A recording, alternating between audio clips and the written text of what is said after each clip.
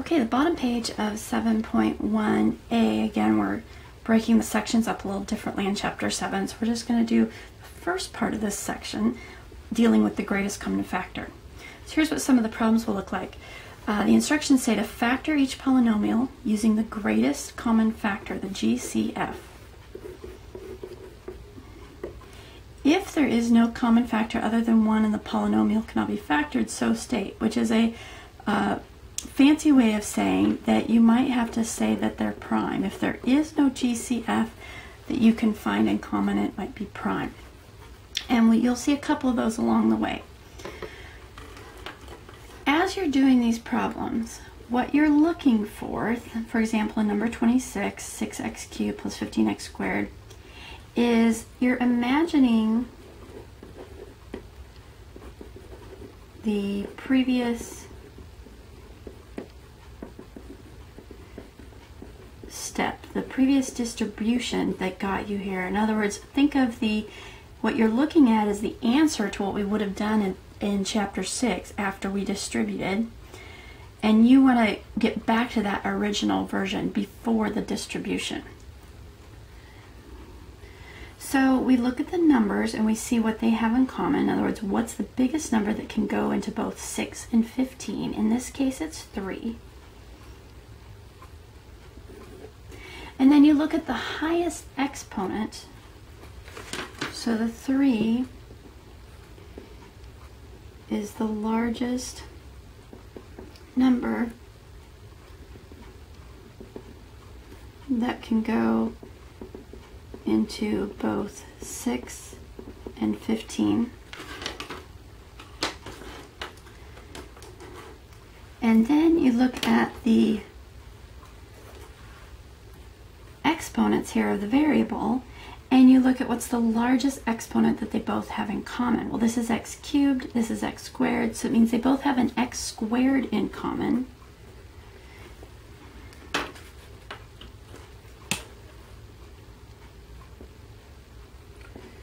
So this is the largest exponent that both have in common. And then you imagine, what would that look like pre-distribution? So essentially what we're doing here is we're going to divide each term by the 3x squared, because before the distribution, or the distribution would have multiplied the 3x squared times 2 pieces to get this statement here, the 6x cubed plus 15x squared. So we want to see, what did that look like right before you distributed the 3x squared? So we're going to use our abilities from 6.5 and 6.7 to divide each of these pieces, each of these terms, by the 3x squared. So what you're looking at here is the 6x cubed divided by the 3x squared, or pulling that 3x squared out. 6 divided by 3 is 2. X cubed divided by x squared just leaves the plain old x, because 3 on the top minus 2 on the bottom equals just plain 1, or 2x to the first.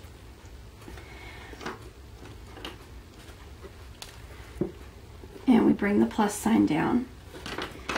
And then 15x squared divided by 3x squared, 15 divided by 3 is 5.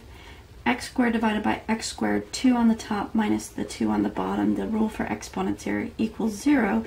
X to the 0 is just 1. And so the prime factorization here, or the factorization using greatest common factor, your final version is 3x squared on the outside, 2x plus 5 on the inside. Let's look at number 46, and I apologize for kind of scooting over here into the workspace. Let's see if we can claim some of it back. Okay. And before we get started, what's different about this next one, number 46? Because they do start, and notice we made quite a jump in the homework from 26 to 46. So you'll gradually get there, but let's examine what happens here in the notes so that you're prepared for the problem sets. What's different about this problem? Well, instead of 2 terms, we've got 3. Instead of it just being plus, we've got a minus.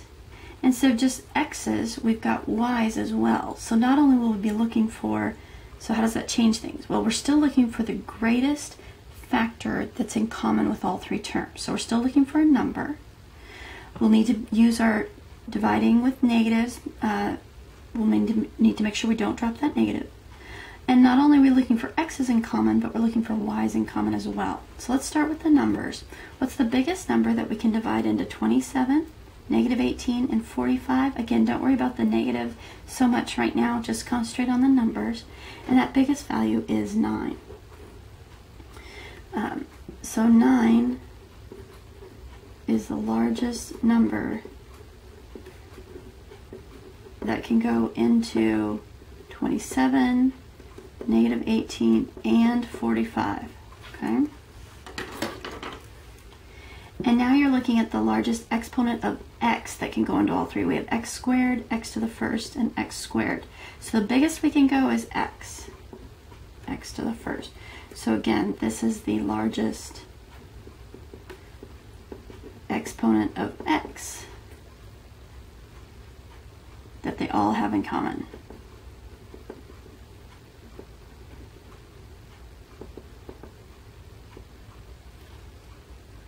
And then as you look at all three terms, there's a y cubed, a y squared, and a y to the first. So the largest that they have in common would be that y to the first.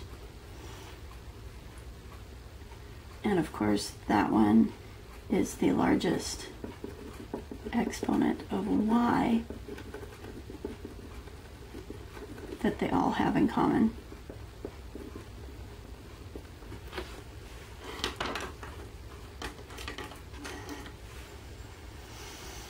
And what does that leave behind when you divide out? In other words, the next step here is right before we distributed this 9xy across three terms to get this, what was inside of here? What did we multiply the 9xy by? Another way to think of it is, now we're going to divide each piece.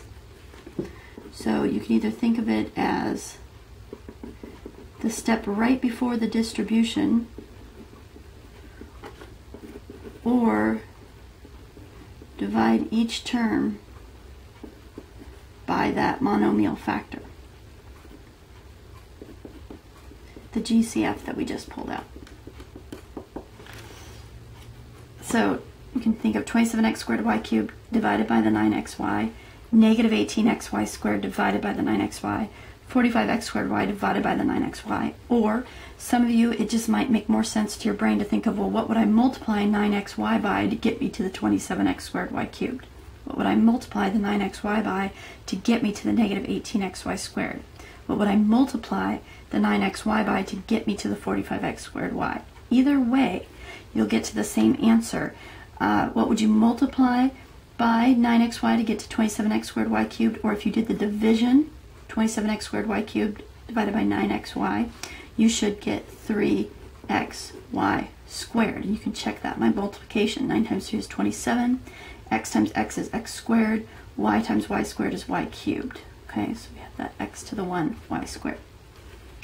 Now watch for the negative here. You had a minus 18xy squared. That would become a minus 2. The x's drop out here. You don't have an x left over after you divide it out, and you just have a y.